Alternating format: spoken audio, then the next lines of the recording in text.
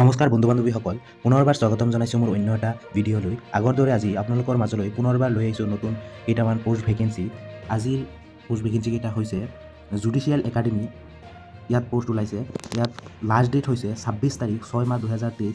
Application apply কৰাৰ last date. Judicial ইয়াত নটিফিকেশ্যনটোত লিখা আছে judicial academy Assam released employment notification for the recruitment of 3 posts of programmer, junior administrative assistant and stenographer grade 3. Interested and eligible candidates may apply here. ইয়াত কৈছে যে judicial academy অসমৰ programmer, কনিষ্ঠ প্ৰশাসনিক সহায়ক আৰু ষ্টেনোগ্ৰাফাৰৰ তৃতীয় শ্ৰেণীৰ 3টা পদত নিযুক্তিৰ বাবে নিয়োগ অধিসূচনা প্ৰকাশ কৰা হৈছে। ইচ্ছুক আৰু যোগ্য প্ৰাৰ্থীয়ে ইয়াত অনলাইন আবেদন কৰিব পাৰিব। যদি আপোনালোকৰ এনেকুৱা যোগ্যতা আছে তেতিয়াহ'লে এপ্লাই কৰিব পাৰিব। ইয়াত দিয়া আছে প্ৰগ্ৰামাৰৰ কাৰণে দিয়া আছে প্ৰথম হেৰিটো দিয়া আছে number of post, total post আছে এটা। পে'মেণ্ট দিয়া আছে, দৰমহাটো হ'ল 22,000 টকাৰ পৰা 97,000 টকালৈ। লগতে গ্ৰেড পে আছে 11,008 টকা। এজ লিমিট দিয়া আছে, বয়সৰ সময়সীমা etc।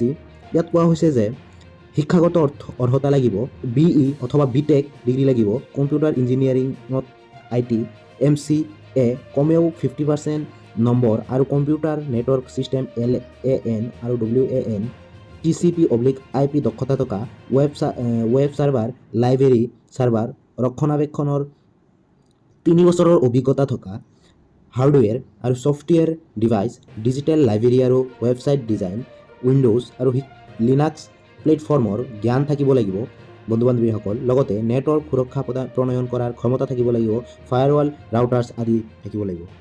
ইয়াত বন্ধু বান্ধৱীসকল ছেকেণ্ড পোষ্টটো দিয়া আছে জুনিয়ৰ এডমিনিষ্ট্ৰেটিভ এছিষ্টেণ্ট। ইয়াত নাম্বাৰ অফ পোষ্ট আছে এটা। পে'মেণ্ট আছে 14,000 টকাৰ পৰা, যিটো দৰমহা 60,500 টকালৈ। লগতে গ্ৰেড পে আছে 7,600 টকা। এজ লিমিট হ'ল বয়সৰ সময়সীমা maximum 40 years age on the last date of application, online application. আপোনালোকে যেতিয়া এপ্লাই কৰিব তাৰ যোনটো ডেট দিয়া আছে তাৰ ডেটৰ আগলৈকে আপোনালোকে 40 বছৰ হ'ব লাগিব।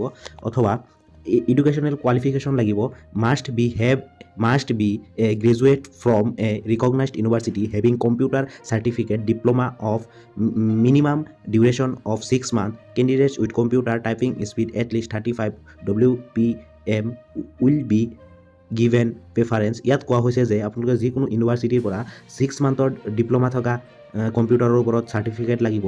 লগতে আপোনালোকে পাৰ মিনিটত 35টা ৱৰ্ড টাইপিং কৰিব পৰা দক্ষতা লাগিব। আৰু 3 নম্বৰত দিয়া হৈছে ষ্টেনোগ্ৰাফাৰ গ্ৰেড 3 পদ।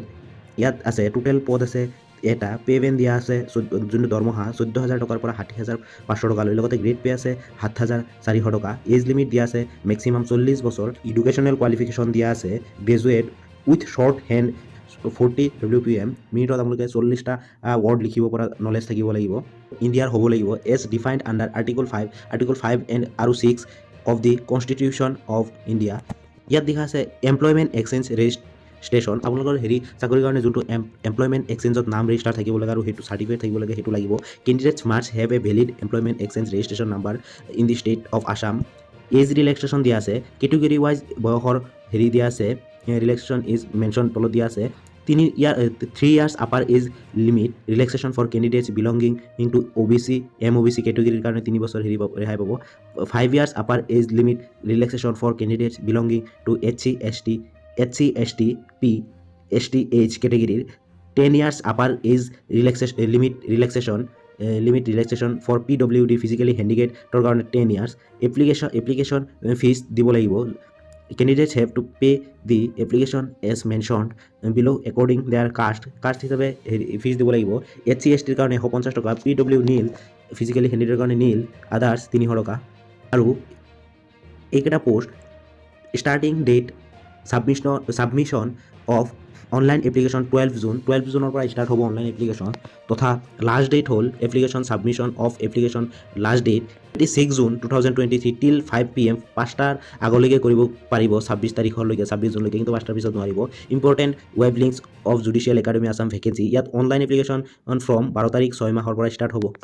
গতিকে ভিডিঅ'টো ভাল লাগিলে চেনেলটো ছাবস্ক্ৰাইব কৰি দিব পৰৱৰ্তী নটিফিকেশ্যন পাবৰ কাৰণে। ধন্যবাদ।